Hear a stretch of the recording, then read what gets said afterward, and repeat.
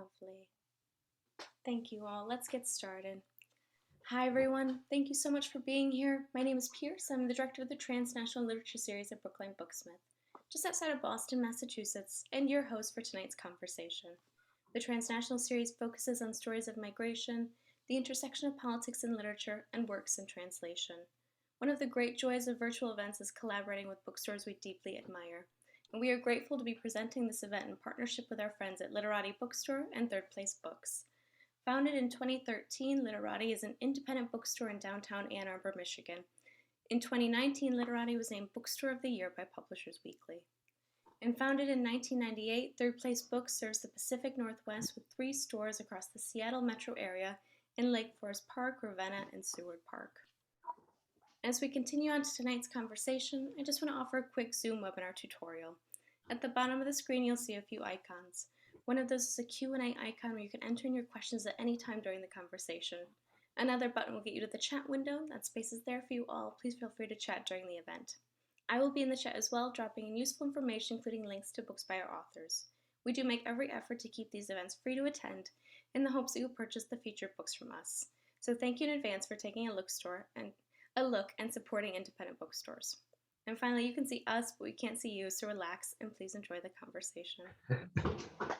Tonight I have the very great honor of introducing Michael Favala Goldman and Morten Høi Jensen, here to discuss and celebrate the release of The Trouble with Happiness by Tove Ditlevsen. Michael Favala Goldman is a widely published translator of Danish literature, a poet, educator, and jazz clarinetist. Among his 17 translated books are Dependency by Tove Ditlevsen and Something to Live Up To, Selected Poems of Benny Andersson. His most recent poetry collection is Small Sovereign. And tonight's moderator, Morten Høi Jensen, was born in Copenhagen, Denmark. He is the author of A Difficult Death, the life and work of Jens Peter Jacobsen, and has contributed essays and reviews to the New York Review of Books, the New Republic, Commonweal, The Point, and the Los Angeles Review of Books, among others. He lives in Brooklyn, New York. I'm so thrilled to have them here together in conversation. And now Michael and Morten.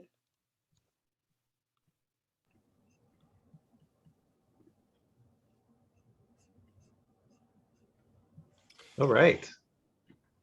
Well, good evening, everyone. Thank you, Pierce and Spencer and Literati Books, and welcome, Morten. I'm poet and translator Michael Favala Goldman, and I am coming to you from Western Massachusetts.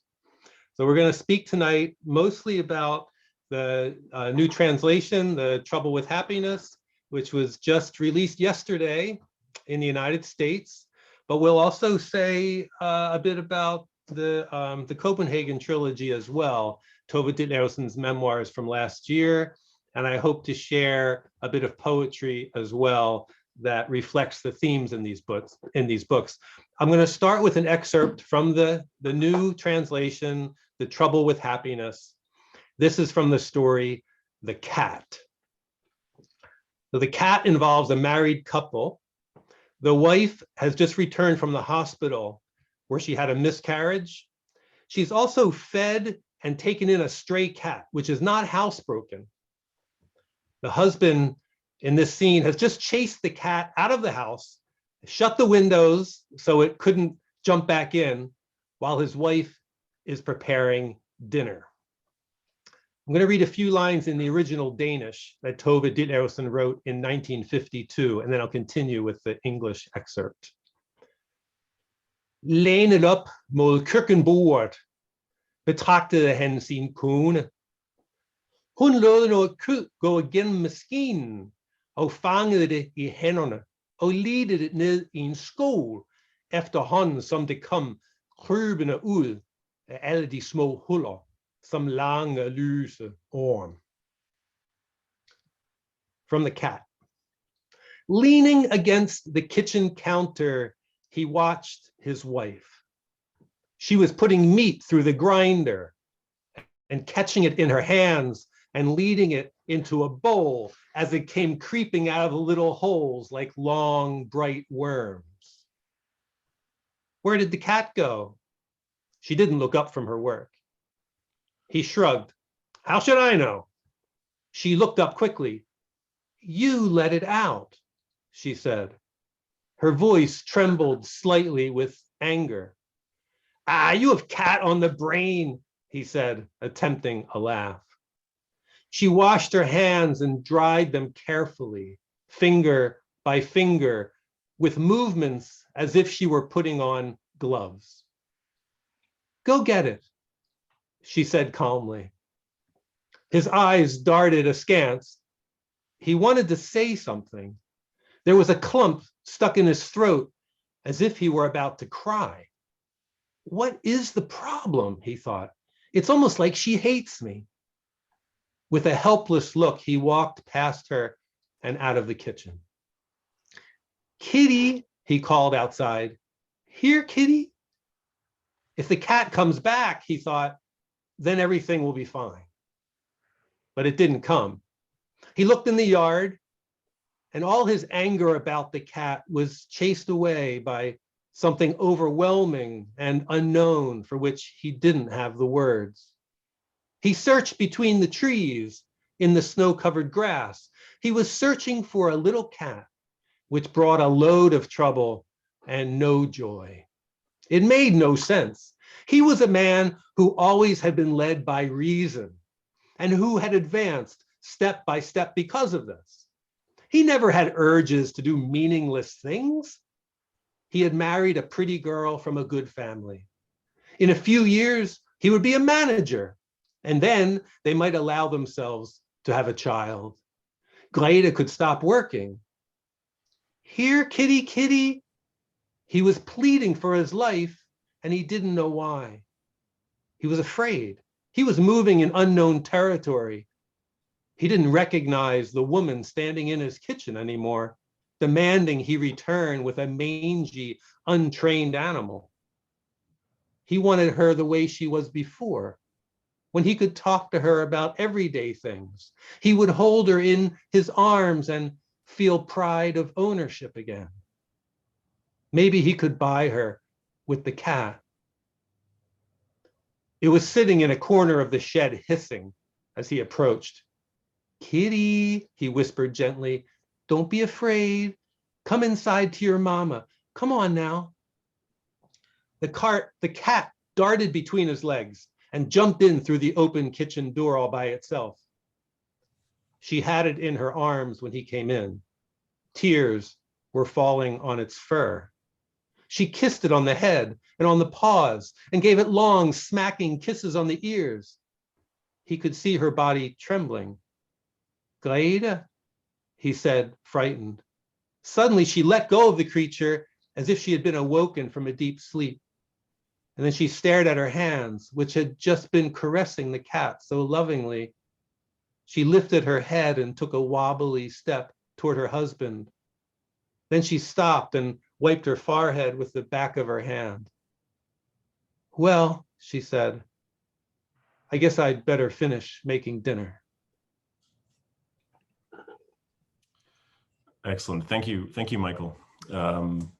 And thank you everyone for being here, and to the organizers for putting together this this event. Michael and I did a similar event a little over a year ago, back in January 2021, when the Copenhagen Trilogy was first published. And we didn't know then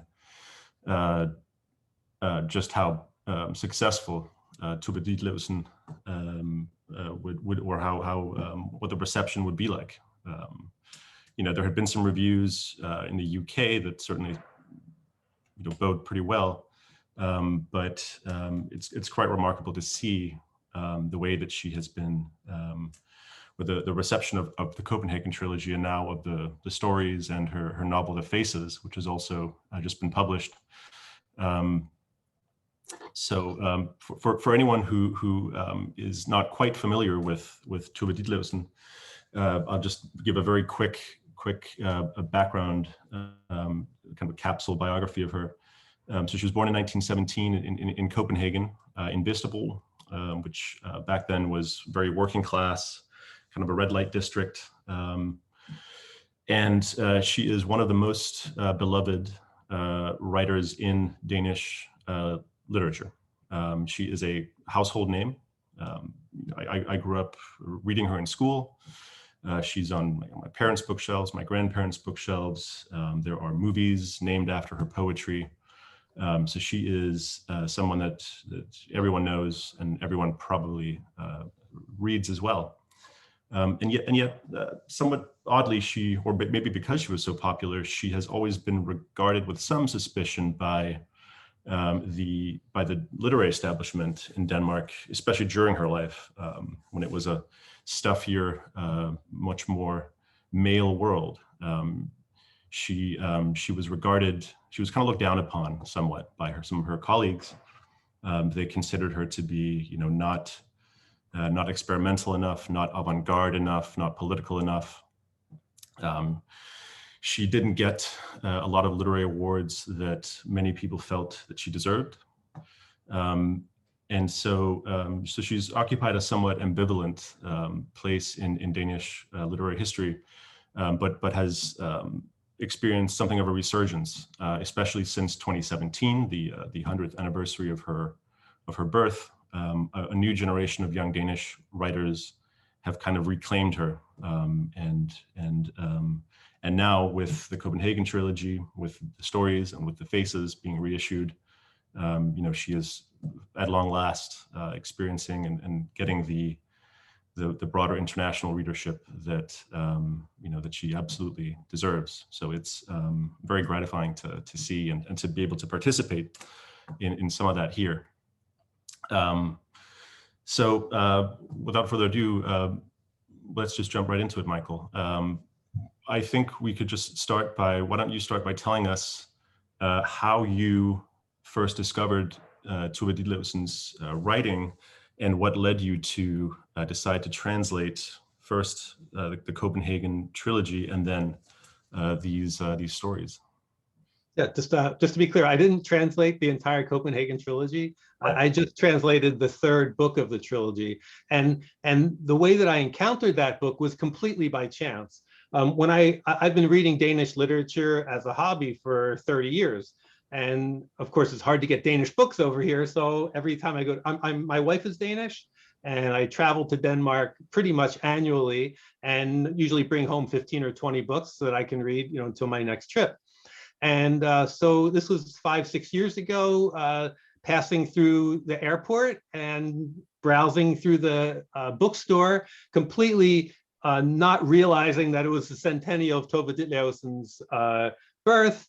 And I had only read one book by her at that point. And many years ago, Barndommens Street of Childhood, which is a classic in the Danish literary canon. But as I was looking at the bookshelves, I saw that they had a couple of her titles, and I picked up one called Gift, having no idea what it was, and just brought it home and added it to my stack of reading. But when I finally got around to the book and read it that winter, I think it was the end of the summer that I was coming back home, and I remember when I got to the last, well, let me just say what it is. So this is her third memoir, and it chronicles her life from the ages of about 23 to 35. So as a young woman, during those 12 years, she becomes a famous and well-off, very popular writer. She also has 4 marriages. She also has 2 back alley abortions and a 5-year near fatal addiction to opioids. And as she exposes these dozen years of her life, when I remember putting down the book after reading the last page and saying to myself, I think I just read a masterpiece. And it wasn't something that I thought about, it just kind of happened. I don't remember ever having that experience before reading a book, but I was like, there's something special here.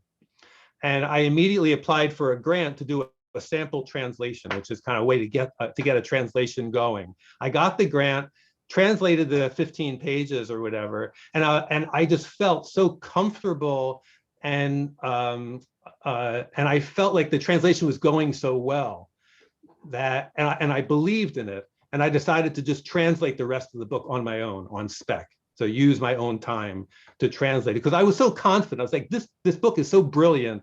Of course, it's going to find a publisher. And it actually, over the next year, I was completely unable to find a publisher for it. I sent it to a dozen places. All I could get, I got an excerpt from it published in Apple Valley Review, and that was it. And I was kind of reaching the end of my rope. I wrote to the Danish publisher, Gyldendal, and what I didn't know was that a couple of English language publishers had approached the Danish Arts Foundation in Frankfurt that year, looking for a Scandinavian female writer that they could promote if they could find a star. And they were told about Tove Ditlevsen.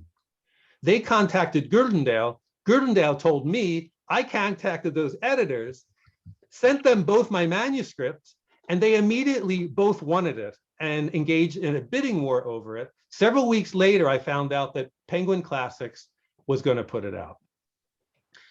So Penguin Classics, they had this idea that here's a new translation of her third memoir. It had been around for 50 years, but it had never been translated. Now, she had written two other memoirs, which were translated 35 years ago by Tina Nunnally. And Penguin thought, well, why don't we take the two older ones, attach to it the new one, which is very dramatic and harrowing, and we'll market it as the Copenhagen Trilogy. The trilogy has never appeared in Danish in this way. This was a marketing technique that Penguin came up with, which I think was absolutely brilliant. And it turned out to be a hit. New York Times called it one of the 10 best books of 2021. It sold over 35,000 copies in its first year. And not just that, the books, when a book comes out in Danish, no matter how good it is, it can only be read by maybe 6 million people. Not that many people read Danish. And so publishers all over the world had no idea until it came out in English, because almost every publisher has access to English. So when they started reading the trilogy in English, they were like, oh, we need this too. So the trilogy has been sold to 30 countries, and it's either out or coming out in Russian, in Czech, in Italian, in Spanish, in German, in Dutch. So when at Tove's centennial there in 2017, when these books were republished, something happened in Denmark. They called it Tove fever. And with the translation of the trilogy in English, Tove fever has now spread all around the world. And it just boggles my mind that it came from, at least partly, from my picking up this book by chance, not even knowing what it was, from a bookstore on the way out of the airport. And it wasn't even Copenhagen Airport, right? You said it was Billund? Billund, yeah, a smaller airport, yeah. Small municipal airport in the middle of nowhere on the peninsula. So that just, to me, makes it even funnier. But you're right. I mean, so when the Copenhagen Trilogy was when I first realized it was being published over here, I thought to myself, is there a book here by Tove Ditlevsen that I've never heard of? Because we know them in Denmark just as the three separate. We don't even really call them memoirs. We call them erindringsbøger, which is like works of recollection. And as many readers and critics have remarked on, they don't really read so much as memoirs. They very much read like novels in a sense. But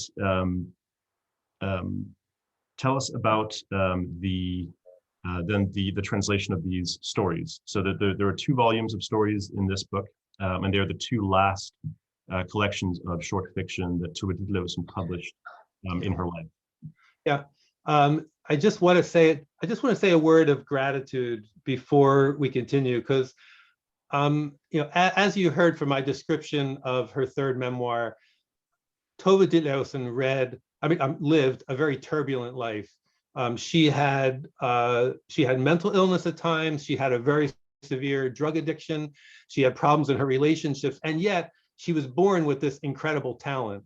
And despite all the turbulence of her life, she was able to have the dedication, the discipline to to basically make it a gift to the future. I mean, here we are 50 years after her death, reading her work and being inspired by it. So I'm grateful to her, but I'm also grateful to the Danish writers like Olga Aun and Dorte Nors and Du Plombeck, these especially female writers that took up Tove Ditlevsen's cause and really started Tove Fever. And that is where, we've picked up where they left off. So I just want, just thank all of them for bringing us to this place. Absolutely. And allowing us to be exposed to Tove Ditlevsen, which otherwise, she would still be a just a Danish writer, and now she's made it into world literature. Anyway, but the stories, The Trouble with Happiness is an interpretation of the original title, Den onde lykke, which directly translated would be the evil happiness. And so I've kind of interpreted that as, what is evil about happiness in these stories is the way that the people in relationship with one another strive to be happy and continually fall short. And happiness becomes almost like a myth or a curse, that all they can see is wanting to make themselves happy, and yet in some way avoid connecting with the person that is closest to them, and which makes the unhappiness almost irretrievable, or and there's this self-sabotage that happens throughout the stories, which connects it to the trilogy, because that also happened to Tove throughout her life. The reader can see how she's making these decisions about having affairs and taking drugs and things that we can see are really going to harm her, and yet for her it seems like the only next step that she can see, and she's driven. She has to do this for her own self-determination and satisfaction. So there's this. So that's one of the connections, is The Trouble with Happiness, and then the other connection is the actual subject matter, because so we're reading her backwards. The Copenhagen Trilogy are some of the last books she wrote before she committed suicide. And as we read, and that is just about her. That is her story, first person. This is me. This is what I did. I'm exposing myself and my life to you.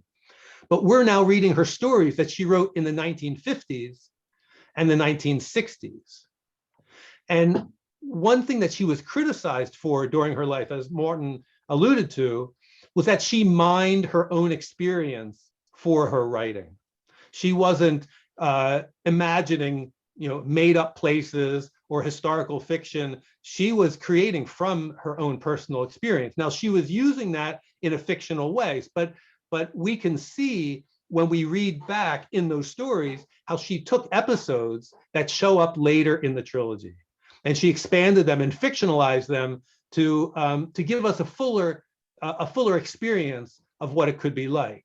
So where her abortion story in the trilogy is just one paragraph. In the Trouble with Happiness, we follow a woman who's having an illegal abortion, and we can feel the depth and the breadth of her experience in a deeper way. We also have, throughout The Trouble with Happiness, we have marriages breaking up, we have families splitting up, oftentimes the woman leaving the marriage, which happened to Tove 4 times. The children being caught in the middle. Of course, Tove had children as well. We have husbands that are showing signs of instability and mental illness in several of these stories. Her third husband obviously had a big mental problem. So this is the subject matter is totally related. She was able to fictionalize it and expand it through the stories, and we get it really condensed and compact in the trilogy. And I would love to read. I would love to read a little excerpt, but if you want to interject something first, no, go ahead. So one of the scenes that we read in the trilogy is when she's 14 and she's told that she has to leave school, so she has to go get a job to help support the family because their parents are broke and times are tough. This is during the Depression. And her mother says, "This is the last pair of shoes we're going to buy for you." And she's 14 years old. And that scene is used earlier in this short story, The Little Shoes. In The Little Shoes, we meet a pretty well-off married middle-aged couple, Helene and Henrik. They have teenage children and they're getting ready in the morning. Tensions are rising between Helene and her husband, and Helene and their housekeeper, the nanny, whose name is Hannah, who is playing music too loud for Helene's taste. So this is from The Little Shoes. She heard Hannah singing out in the kitchen. "Tell me, why did you leave me?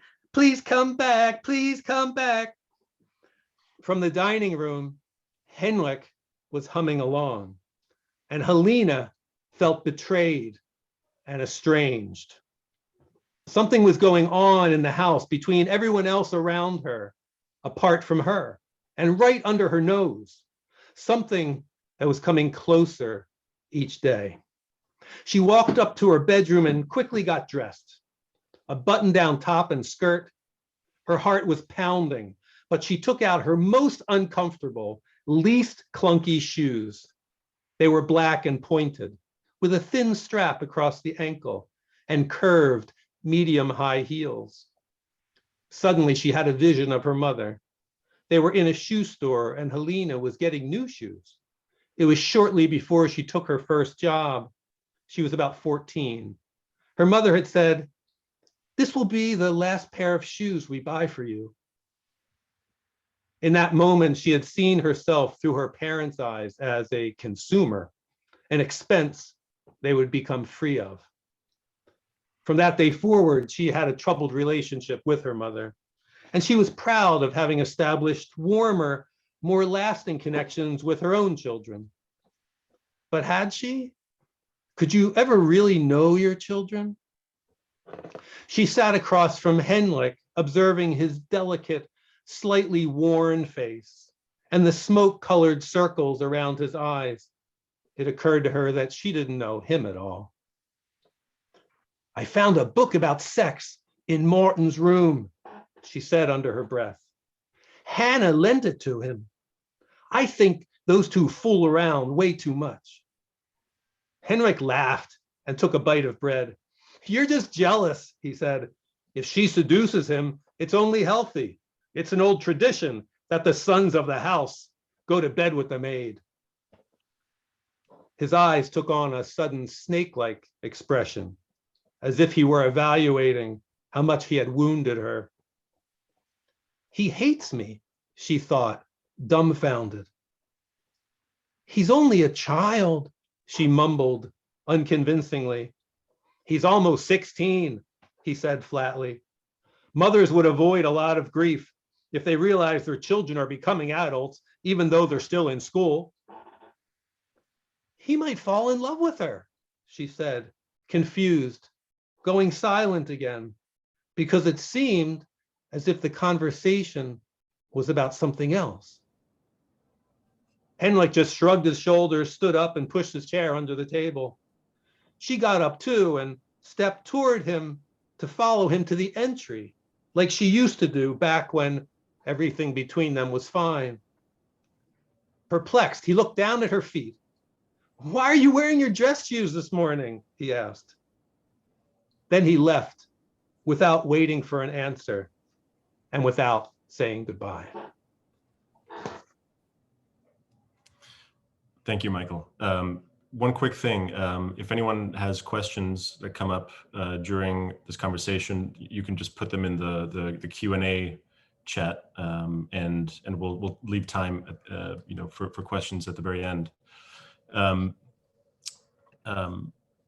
Michael, I was curious, what was it like having, as you said, we're reading her backwards here from the trilogy back through her last two story collections, and as I was reading the story collections, I was curious about what it would have been like for you to do that back, so to speak, and what was different for you from having translated the last volume of the trilogy, and then what was it like to have to now convey her fictional voice, which is it's the same world that we're discovering that we recognize from the trilogy, and it's the same, largely the same setting. A lot of these stories are set in Vesterbro,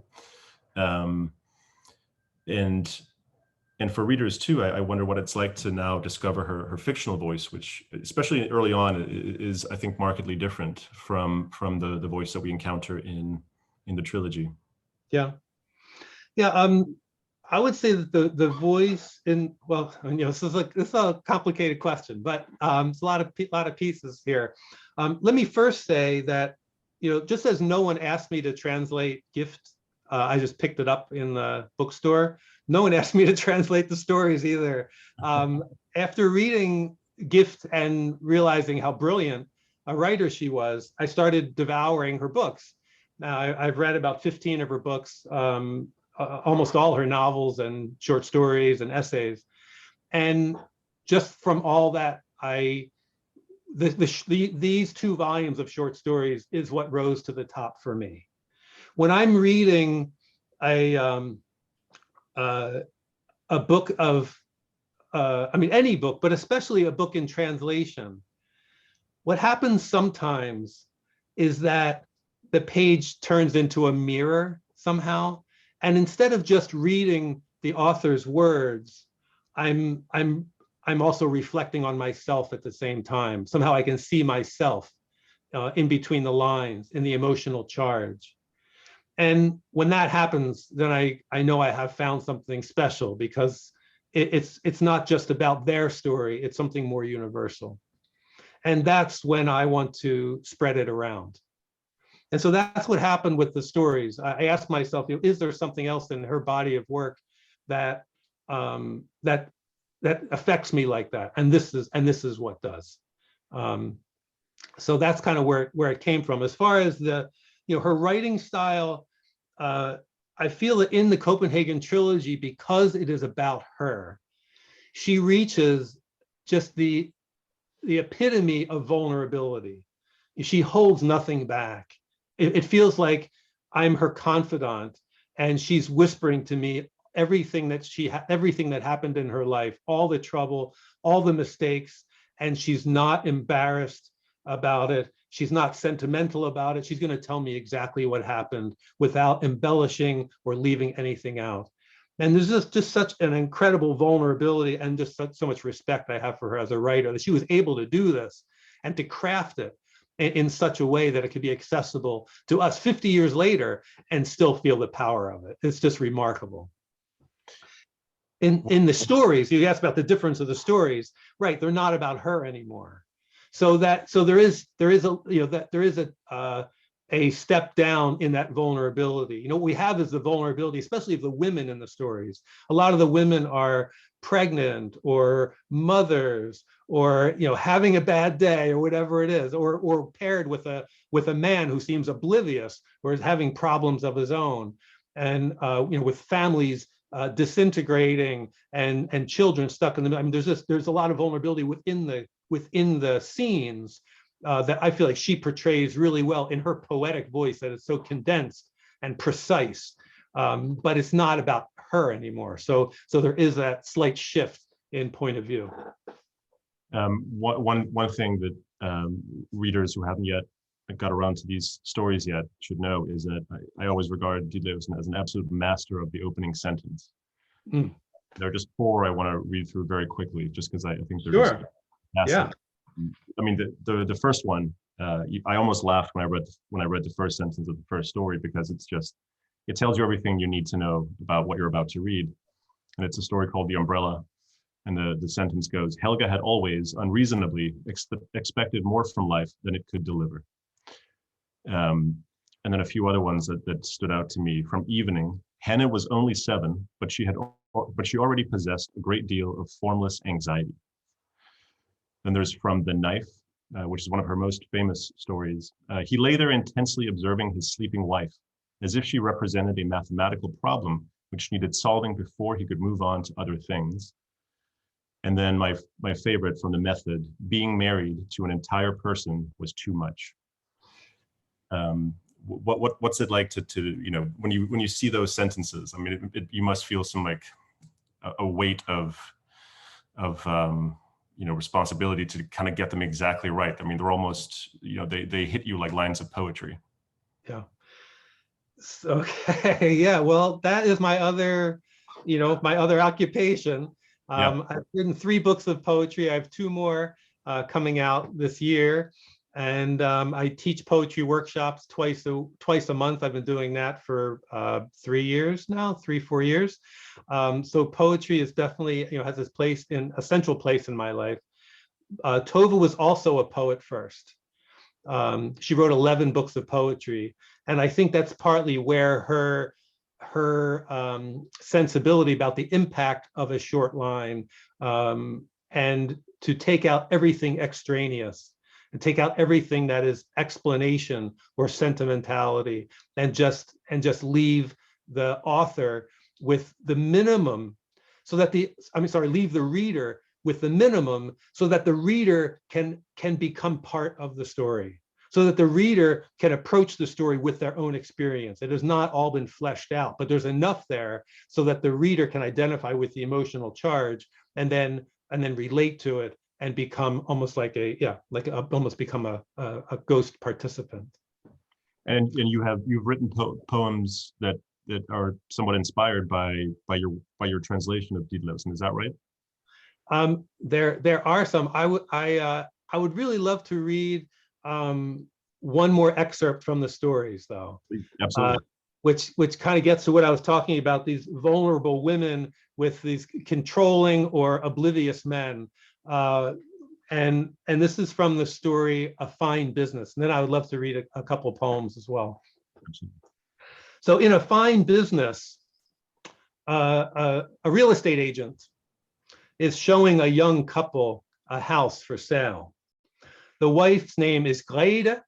She's pregnant for the first time. And the house is being sold. The woman is still in the house who's selling it.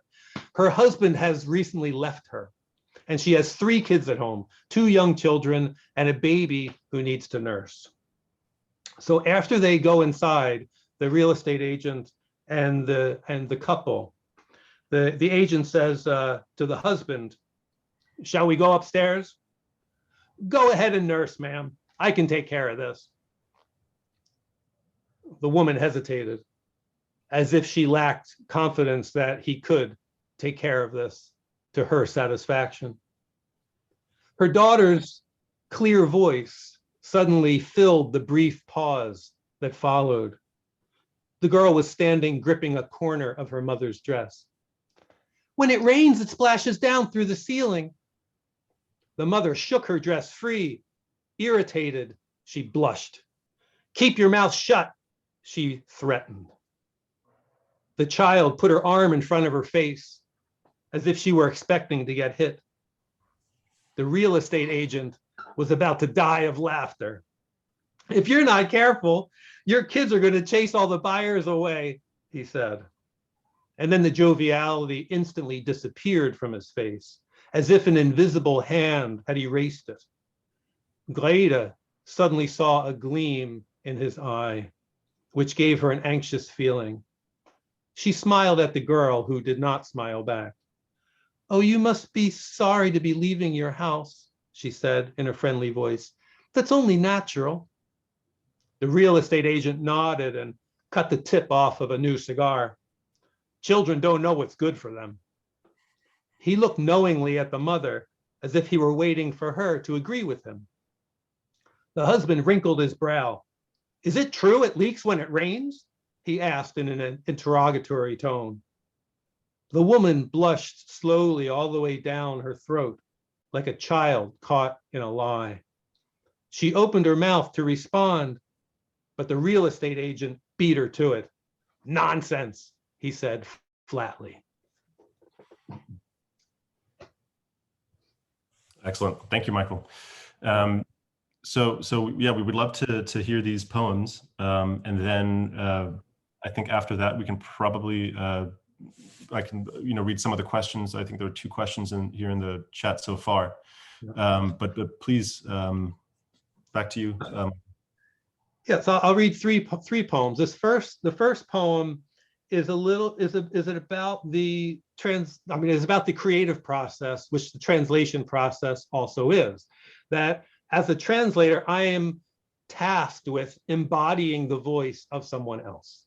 That I am not, my task is not to write the book as I read it. My task is to write the book as if Tove was writing it if she wrote in English. And so I need to weigh every phrase. It's not a word for word substitution. It's finding the meaning of each phrase and finding how to reach that same emotional charge through whatever words in English they are, not necessarily the ones that I find in a Danish to English dictionary. So there's an art, there's a craft to that. And the book, it's a slow process that gets funneled through not just my mind, but also my body. I have to feel what's going on in these scenes so I can mimic that same charge in English. And in that process, I can't help but being changed. This poem, the title is Creative.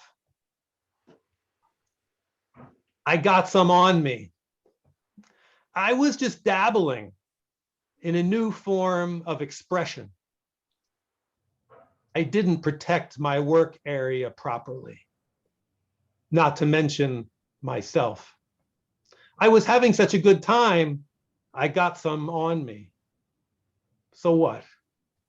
My endeavor grew, so many angles, spin-offs, so now I'm covered with it.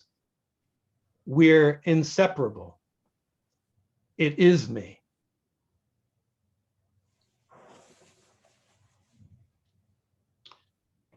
So that was from my first book, Who Has Time for This? This next poem is from my recent book, Small Sovereign. This one speaks to, I think, both the cat, the husband and wife in the cat, and the husband and wife in the little shoes.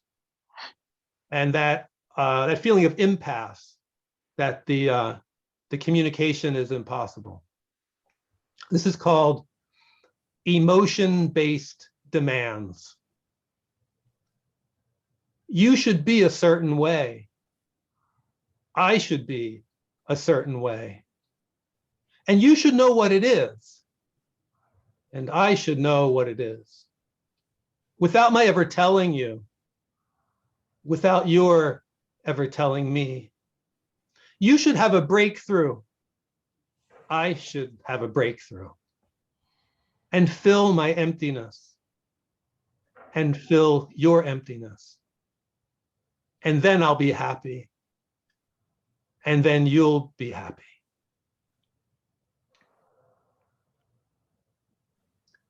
And then actually to finish up, instead of reading another one of my poems, I like to read a poem by the national poet of Denmark who died a few years ago, Benny Andersen.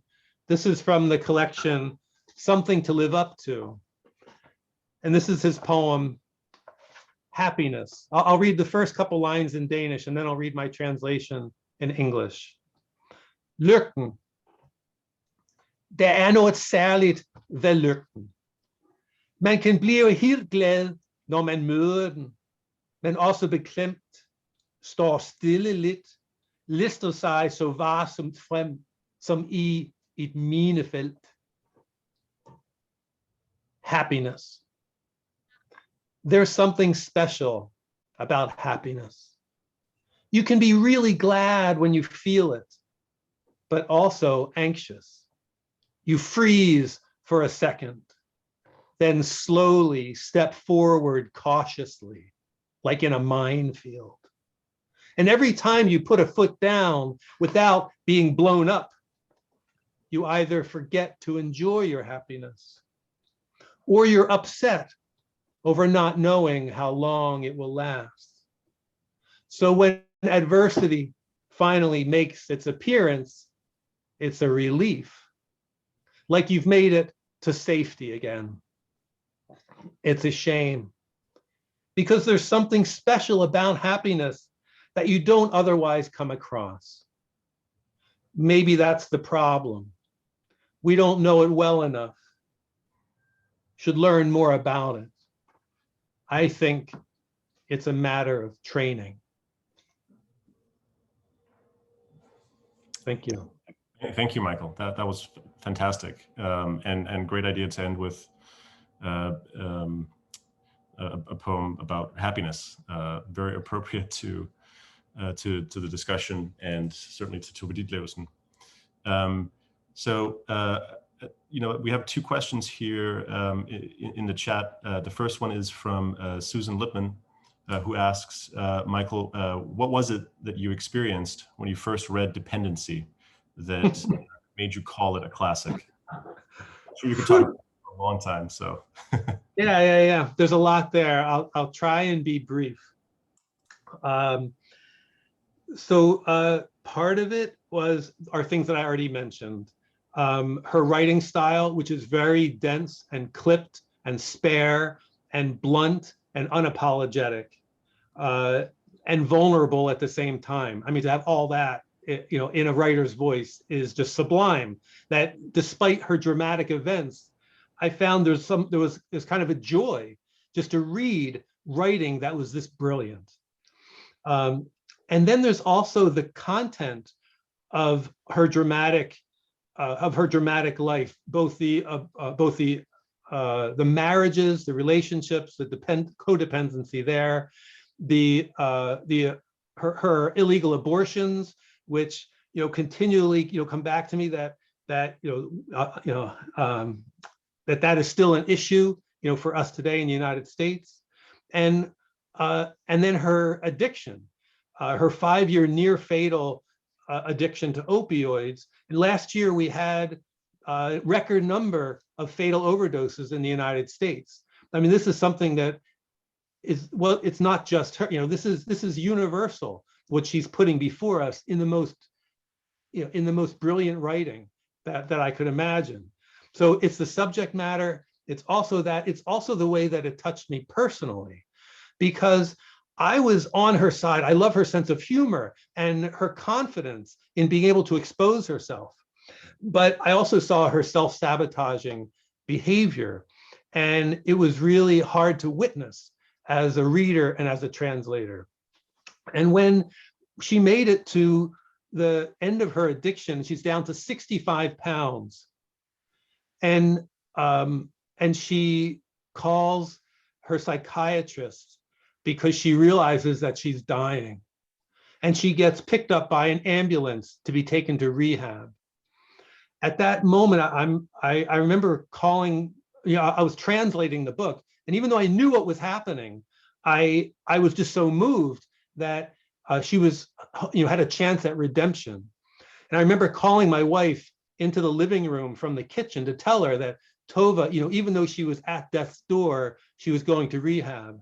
And in that moment, I realized that when I turned the page, she was going to be going through withdrawal. And that was some of the most harrowing, frightening reading I had ever done. And that now I realized that she was going to be going through it again. And that in some way, I was going to be going through it with her, line by line. And I just broke down sobbing in my wife's arms. I couldn't bear it. I didn't want to see her suffer.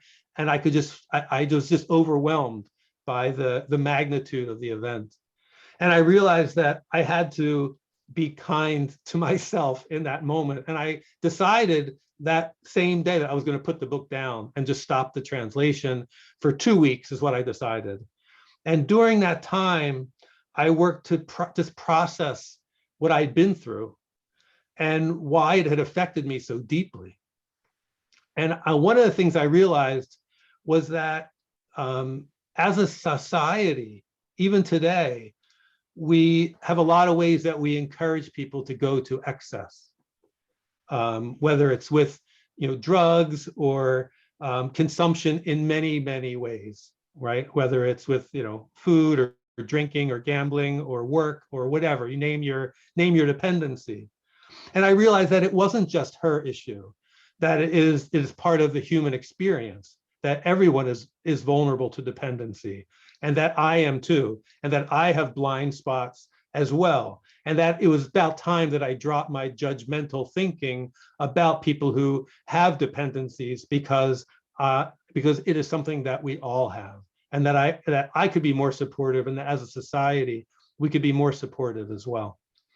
So it's all of that, there's so much in that book that I felt was a gift of, a gift of Tove to me and to the future. So related to that, there's a question here from Greg. He says, do you view the trials and upheavals in Tove's life, addiction, broken families, mental health crises, as elemental or essential to her works? Or do you view her art as being deeper than those stories? So, deeper, less deep, whatever, what she had was an incredible talent. And she never went to writers' college, right? She dropped out at middle school. And yet she had a dream of becoming a writer. She had it in her. She knew she had it in her. And she had this dream. She married a publisher who was more than twice her age, because she knew that he could help her get her first book published. I mean, she put herself at the mercy of her talent. And then she put her life at the mercy of her talent, that everything that she experienced, she subjected to her pen, whether, first fictionalized and later in her autobiography. So she did what she had to do to express herself through her art.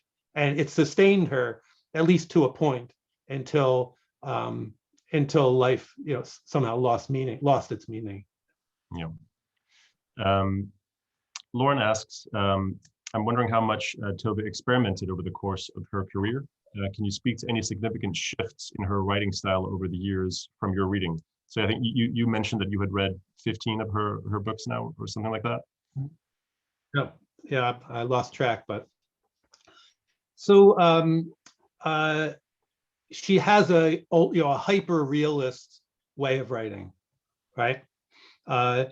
As someone said, I think it was in the London Times just recently, one of the reviewers said, Ditlevsen can conjure an entire world in just a few words. I feel like that is so true. And that there's a gift. I mean, she obviously has a gift to invite the reader in to a new reality every 5 pages, right? There is some experimental fiction even in the Trouble with Happiness. I especially think about the method, where it gets quite expressionistic, where she's commenting on the different parts of her husband's face, and each one of them has a different period of time, because she can't relate to his entire being. And so it becomes, kind of very expressionistic there. In the faces as well, wow.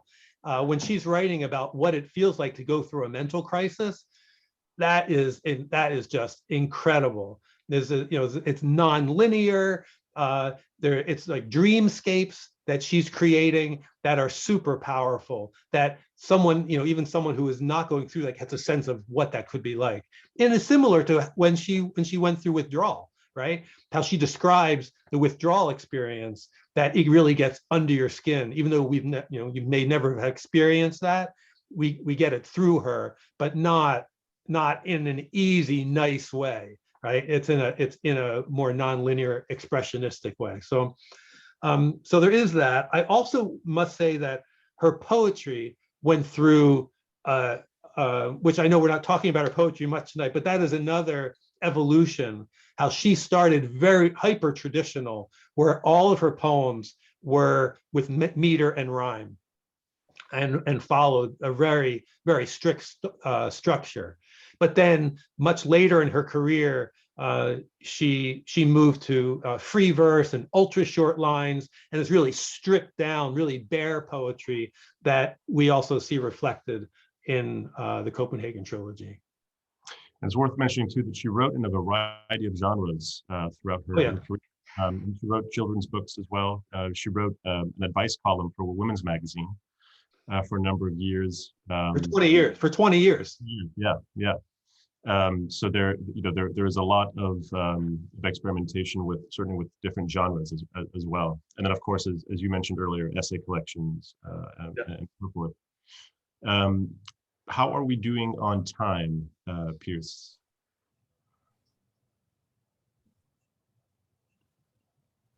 Oh, these questions are so good. I wonder if we could get to just a couple more of them. Do you guys mind? Not Not at all. They're remarkable. Thank you, everyone, for your great questions. Mia asks what the name was of the song in the Little Shoes, whether it's a song in Danish that's well known. It's not.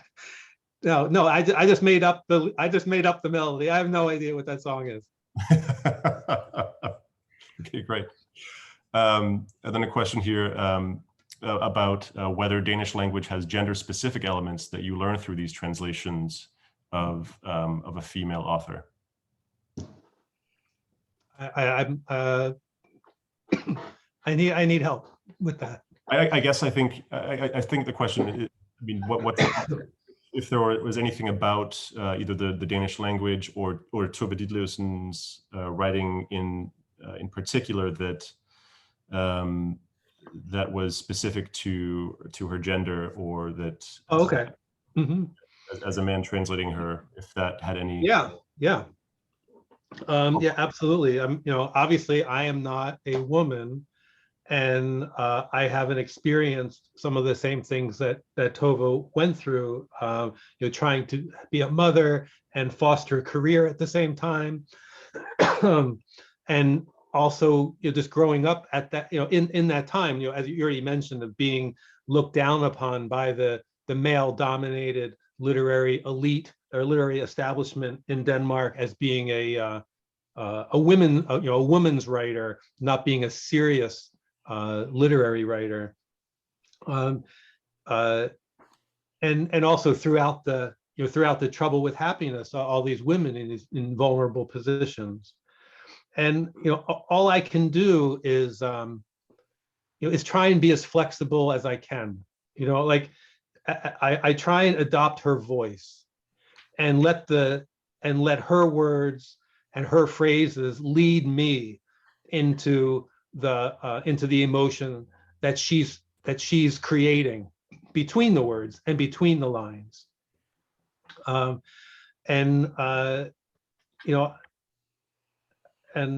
that's really, that's my job. I mean, I don't know, if there are, if maybe there are times that I didn't quite get it right. I don't know. But I've also, been approached by many other women writers since then who have read my translation and have wanted me to work on their books as well. So, so I feel that's validating. And there has been some debate in the in the translation world about who should be translating what, and I don't have the answer to that. Should women only, should women writers only be translated by other women? I don't know. But my mission is that when I find a book that feels like world literature, and that if I can do whatever I can to liberate it from the small language center that Danish is, then I want to step in and do that. I feel like Tove did not just write for women, that she wrote for me too. And this is the least I can do to help serve her and to help serve the cause of her writing. We have another question here, which is, what is your favorite book of Tove's? Favorite, I mean, it has to be Gift, Dependency. Yeah. Because of the writing and the impact it had on me personally, and also just the satisfaction, like the best of literature has this transformative power of softening this protective shell that we have around our hearts, so that we can have more compassion for people around us and for ourselves. And I feel like that's what she's done. And that's what made it, that's sort of like my mission as a translator. Anything I can do to increase compassion and understanding in the world through literature, that's what I'm here for. And then the final question here, is there a biography in the works? Michael and I corresponded briefly about this. I think neither of us are aware of any new biography in the works. I mean, there are certainly some in Danish already. And obviously she led a very turbulent and very dramatic, very public life. So there is obviously lots of material there, but not aware of any new biography. All right. Thank you, everyone. I think that's probably all the time we have. It's been great. Thank you, Morten, for this conversation. Michael, thanks to all the bookstores for hosting. Thank you so much for hosting us, and for all of you for attending. We hope that you buy The Trouble with Happiness and The Faces. And if you haven't read the Copenhagen Trilogy, that's also obviously a great place to start. Thank you, everyone. I could just mention that I have a website with all of my books and essays about this stuff, and blogs, and also links to publications where you can read more of her work and more of my work. And it's just my name, michaelfavalagoldman.com. If you go there, you can find all that. And Spencer just put the link in. Thank you, Spencer. Thank you. Thank you, everyone. Thank you both so much. This has been incredible. I could listen to hours more. Your passion, Michael, and the way that you have companioned this book and now multiple books to us, it is a service to world literature and to us as readers. Thank you.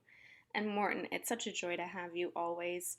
And thank you all for joining us. I hope you saw some of the lovely messages in the chat. Just a lot of appreciation for the two of you and for this work.